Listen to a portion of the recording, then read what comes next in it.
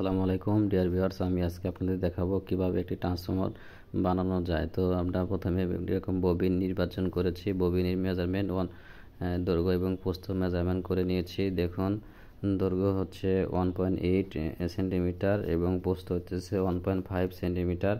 আমি এগুলোকে এই মেজারমেন্ট অনুযায়ী একটি ট্রান্সফর্মার বানাবো।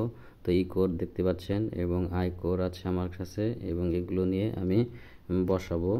তো ভিউয়ার্স, এখানে দৈর্ঘ্য হচ্ছে 1.8 এবং প্রস্থ 1.5 সেন্টিমিটার। স্কেলে দৈর্ঘ্য ইন্টু প্রস্থ আসে ক্যালকুলেশন করলে 2.7। তো ভিউয়ার্স, আমি এখানে দেখুন, আমি একটি কয়েল পেঁচাচ্ছি। সেখানে আমার প্রাইমারিতে কয়েল পেঁচিয়েছি, এখন উইন্ডিং করেছি, এখন সেকেন্ডারিতে উইন্ডিং করতেছি।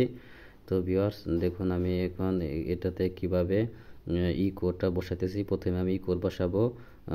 তো ট্রান্সফরমার উইন্ডিং করার সময়, বানানোর সময় প্রথমে ই কোরটা আগে এইভাবে বসাইতে হবে, পরে আমাকে মাঝখানে গ্যাপে আই কোর বসাতে হবে। তো খোলানোর সময় প্রথমে আই কোর, পরে ই কোর। তো ডিয়ার ভিউয়ার্স, তো দেখুন, আমার ট্রান্সফরমারটি মোটামুটি বানানোর শেষের দিকে। আমি এখন আই কোরটা বসাইতেছি।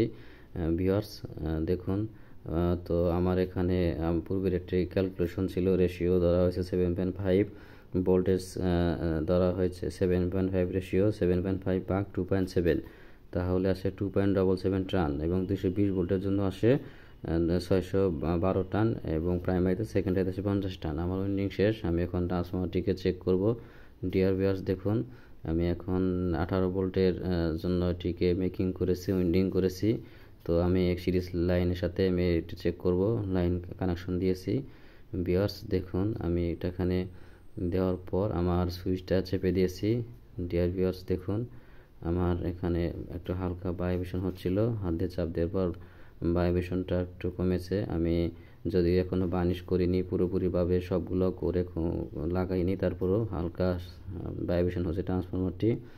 তো ভিউয়ার্স দেখুন, আমি এখানে মাল্টিমিটারে আমি ধরেছি, আমার এখানে কত রেটিং দেখাচ্ছে।